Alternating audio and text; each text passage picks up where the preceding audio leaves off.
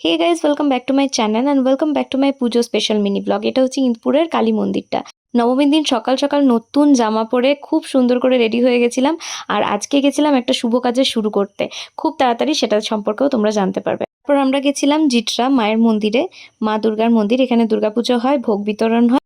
এখানে মায়ের ভোগ খাওয়ার পর আমরা গেছিলাম পুয়া বাগান। পুয়া বাগান ঢুকতে না ঢুকতেই এত ভিড় দেখে প্রথমেই বুঝতে পারছিলাম না ঠাকুর দেখতে পারবো কি পারবো না।